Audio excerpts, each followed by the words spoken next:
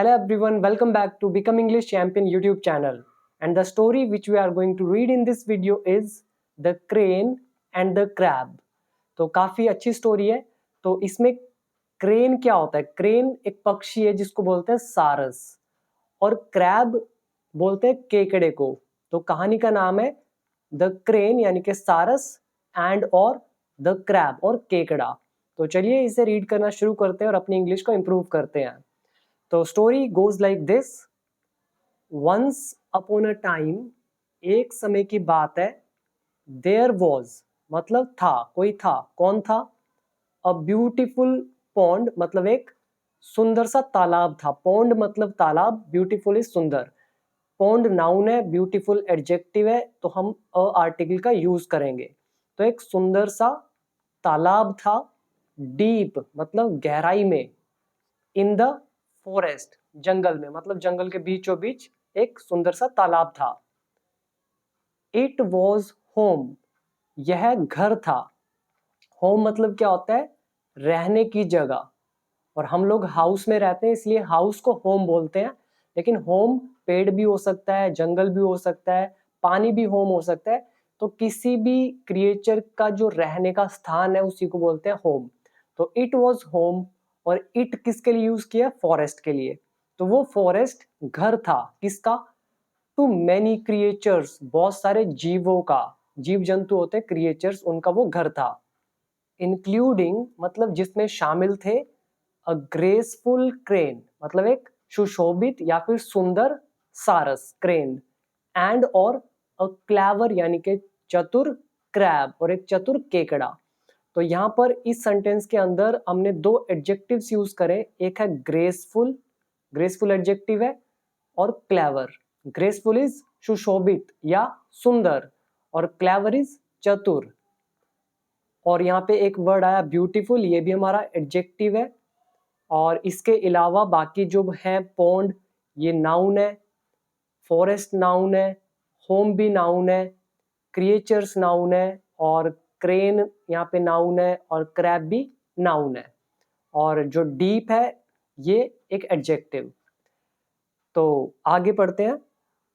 The crane loved, crane को बहुत पसंद था. अब यहाँ पे क्रेन की दोबारा से बात हो रही है तो हमने यूज करा the crane loved to stand.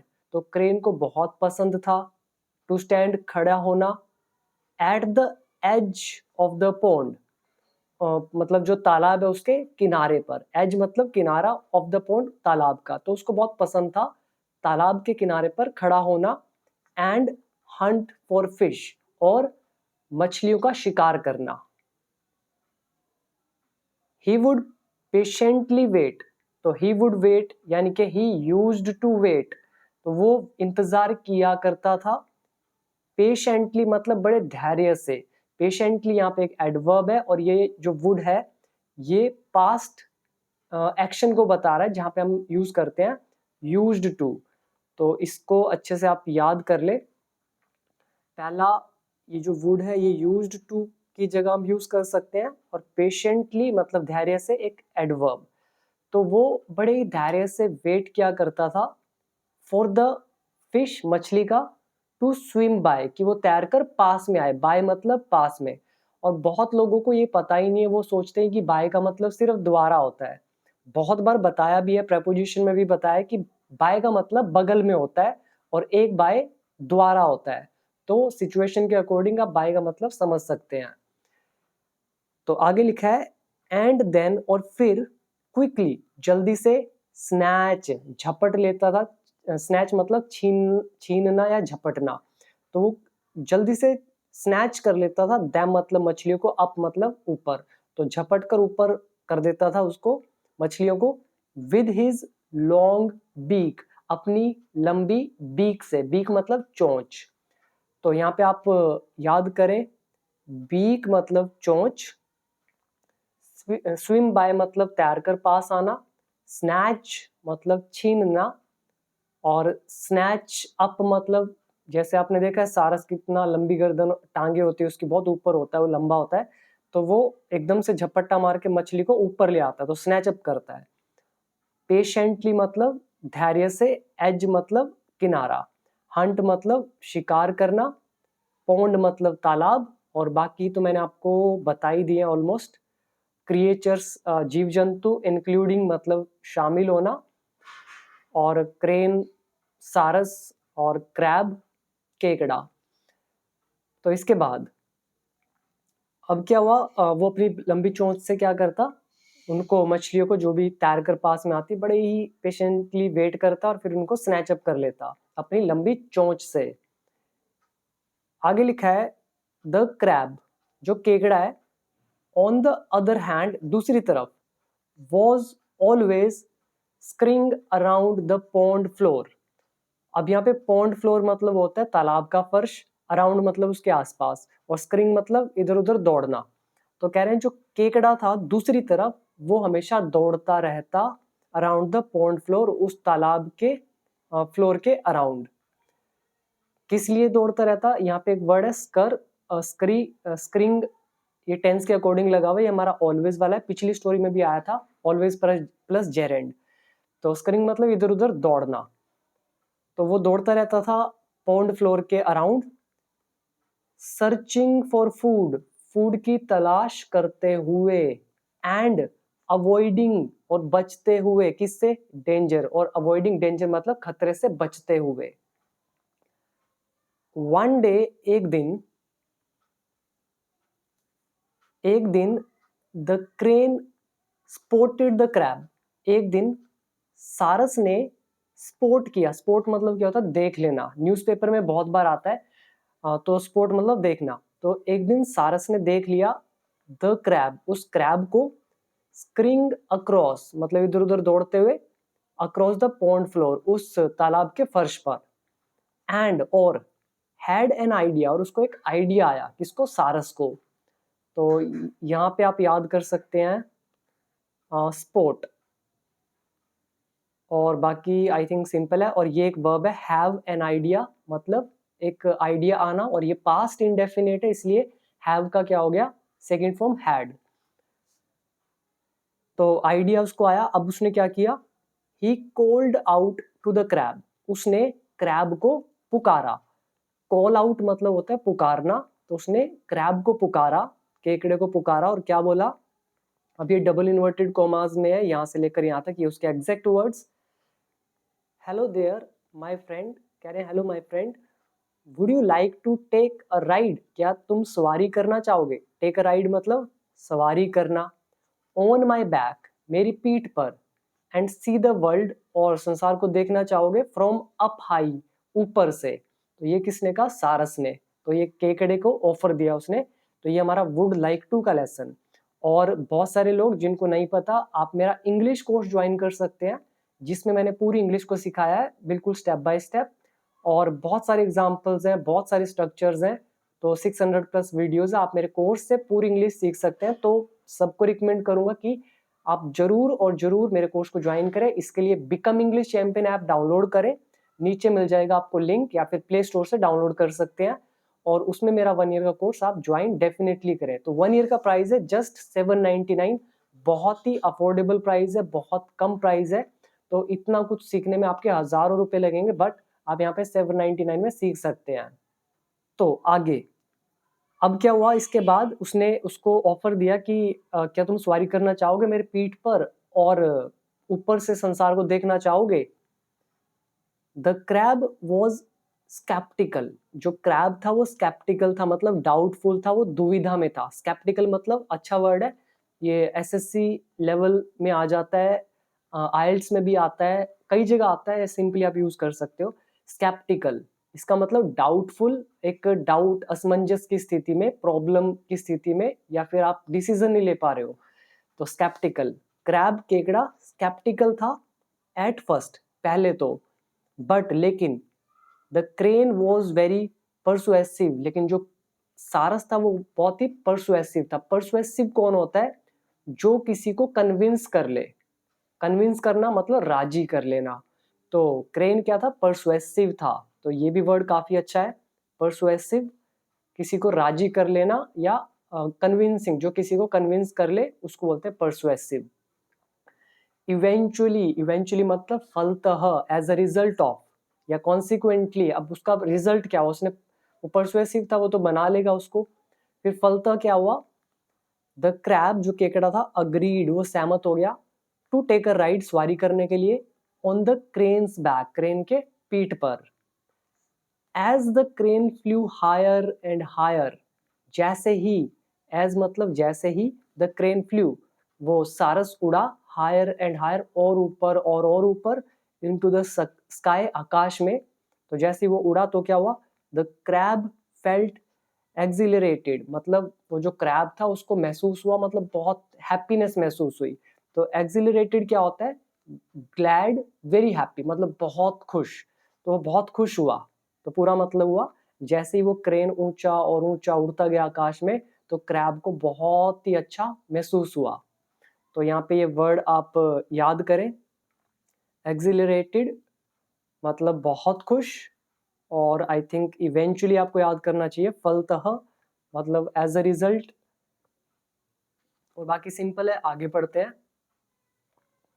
और अब क्या हुआ, वो तो ऊपर ले गया, उसको बहुत अच्छा लग रहा था।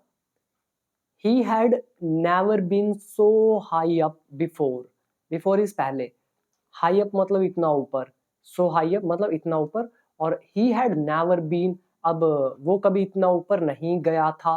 पास्ट परफेक्ट है, और जाने के लिए गो की जगह बीन आता है जब हम जाकर आने की बात करते हैं। तो he had never been so high up before, वो पहले इतना ऊपर कभी नहीं गया था। तो ये हमारा has been to have been to का लेसन है। आगे, बट लेकिन, एज दे रीच्ड, एज मतलब जैसे ही, तो एज के 8 यूजेस है, वीडियो नंबर 200 देख लीजिएगा कोर्स में, तो आपको एज के सारे मतलब समझ में आएंगे। कह रहे हैं लेकिन as they reached the highest point, जैसे वो बिल्कुल ऊपर पहुंचे, high, higher, high, higher, highest, तो हाईएस्ट सुपरलेटिव डिग्री कहलाती है, मतलब सबसे ऊपर।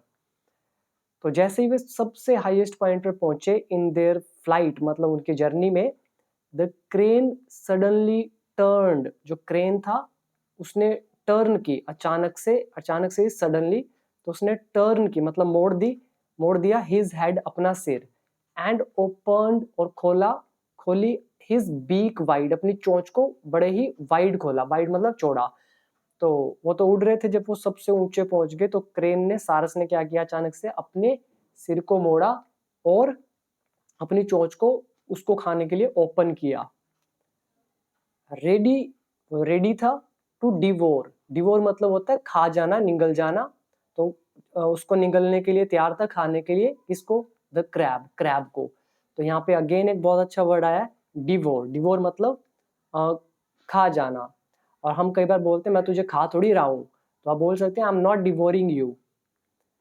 तो आगे बढ़ते हैं अब। तो वो रेडी था उसको निगलने के लिए, द क्लेवर क्रैब, और अब ये जो चतुर क्रैब था, क्विकली, इसने जल्दी से, ग्रैब्ड, ग्रैब मतलब होता है एकदम लपक लेना, उसने ग्रैब कर लिया, ऑन टू द क्रेन्स नेक, उसकी गर्दन को, क्योंकि केकड़े के आपने देखा है उनके पिंसर्स होते हैं, उससे उसको क्या किया, उसकी गर्दन को पकड़ लिया। तो चतुर केकड़े ने जल्दी से ग्रैब कर लिया क्रेन की नेक को, विद हिज पिंसर्स, अपने जबड़ों में। जो आपने देखा होगा केकड़ों के जो जबड़े होते हैं किस तरीके के होते हैं, तो उसमें अपने पिंसर्स, इनको पिंसर्स बोलते हैं, तो इमेज में देख लेना, तो उनको पिंसर्स बोलते हैं। उसमें जकड़ लिया, एंड, और रिफ्यूज्ड, मना कर दिया, टू लेट गो, उसे जाने देने से। तो लेट गो इज जाने देना, तो उसको जाने देने से यानी कि छोड़ने से मना कर दिया। तो यहाँ पे भी वर्ड मीनिंग याद करें, क्लेवर इज चतुर, क्विकली इज जल्दी से, ग्रैब मतलब पकड़ लेना, नेक मतलब गर्दन, अपोस्ट्रोफ एस का यूज हुआ यहाँ पर, पिंसर्स मतलब उसके जो भी पकड़ है उसकी, और रिफ्यूज मतलब मना करना, लेट गो मतलब जाने देना। अब आगे, अब यहाँ पे डबल इन्वर्टेड कॉमास में है, ही येल्ड, येल्ड मतलब वो क्या था, चीखना। तो ही येल्ड, वह चीखा, यू ट्रिक्ड मी, तुमने मेरे साथ धोखा किया। तो ये क्रैब बोल रहा है, केकड़ा, कि तुमने मेरे साथ धोखा किया, यू ट्रिक्ड मी। तो येल मतलब स्क्रीम, चीखना। और क्या बोला, यू वर प्लानिंग, तुम प्लान कर रहे थे, तुम योजना बना रहे थे, टू ईट मी, मुझे खाने की, ऑल अलोंग मतलब पूरे रास्ते। द क्रेन, वो जो क्रेन है, कौन, क्रेन क्विकली, क्रेन को एकदम से रियलाइज्ड, एहसास हुआ, हिज मिस्टेक, अपनी गलती का। अब यहाँ पे ये कोमास के बीच में एक सेंटेंस आ रहा है, एक फ्रेज आ रही है, द क्रेन, कौन क्रेन, कॉट मतलब जो पकड़ा हुआ था, कहाँ पर, किसके द्वारा, बाय द क्रैब्स स्ट्रेंथ मतलब जो केकड़े की जो ताकत है उसके द्वारा जो जकड़ा हुआ था क्रेन, तो उसको जल्दी से अपनी गलती का एहसास हुआ, एंड प्लीडिड, और उसने प्ली किया। प्ली क्या होता है, जिसको हम बोलते हैं माफी मांगना, गिड़गिड़ाना, तो वो गिड़गिड़ाया और क्या बोला उसने, प्लीज लेट मी गो, कृपया मुझे जाने दो, आई प्रोमिस, मैं वादा करता हूँ, आई वॉन्ट ट्राई, मैं कोशिश नहीं करूंगा, टू ईट खाने की, यू तुम्हें, अगेन मैं तुम्हें फिर से खाने की कोशिश नहीं करूंगा।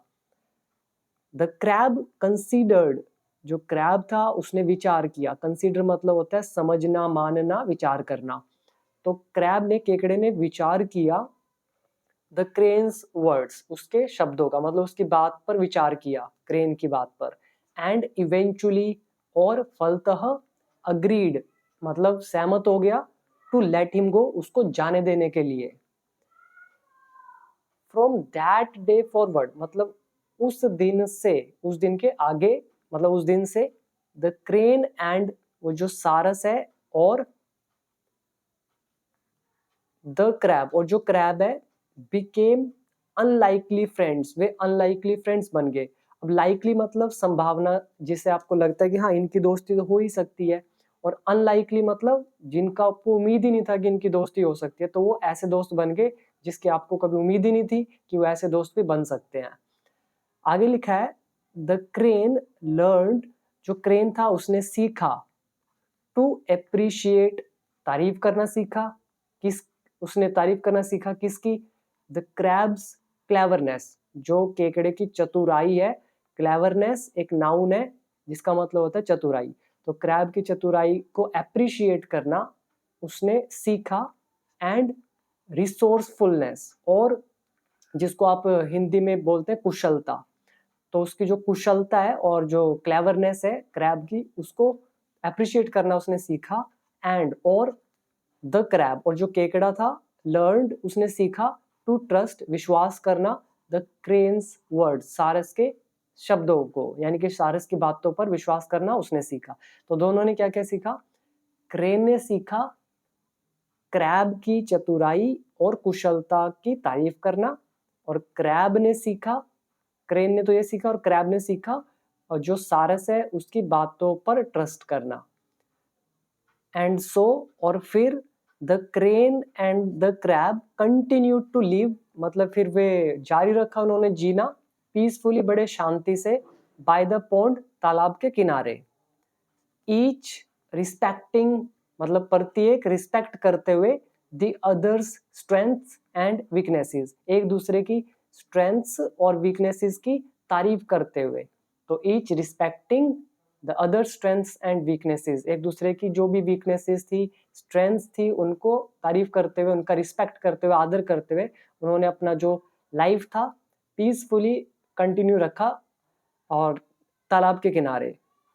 दे मे हैव बीन डिफरेंट, वे अलग हो सकते थे, बट दे हैड लर्नड, लेकिन उन्होंने सीख लिया था, टू वर्क टुगेदर, एक साथ काम करना, एंड ट्रस्ट विश्वास करना, वन अनदर एक दूसरे पर, and that was what mattered most, और वही था जो सबसे ज्यादा मायने रखता था, एंड दैट वॉज, और वही था, क्या वही था, वट मैटर्ड, जो मायने रखता था, मोस्ट सबसे ज्यादा। तो आई होप आपको ये स्टोरी पसंद आई होगी और बहुत कुछ सीखने को मिला होगा। तो इसका मॉरल आपको क्या लगता है मुझे कमेंट सेक्शन में जरूर बताएं, और जो भी इंग्लिश सीखना चाहते हैं स्टेप बाय स्टेप, तो आप मेरे कोर्स को ज्वाइन करें, बिकॉज स्टोरीज से पहले मैं पूरा इंग्लिश का कोर्स करा चुका हूँ, उसके बाद हमने स्टोरीज पढ़ना शुरू किया है। तो आप में से जो भी इंटरेस्टेड है तो मेरे कोर्स को ज्वाइन कर सकते हैं। तो अभी become English champion app download करें और कोर्स को ज्वाइन करें। तो इसके बाद मिलते हैं अगली वीडियो में, तब तक दीजिए इजाजत। Thank you.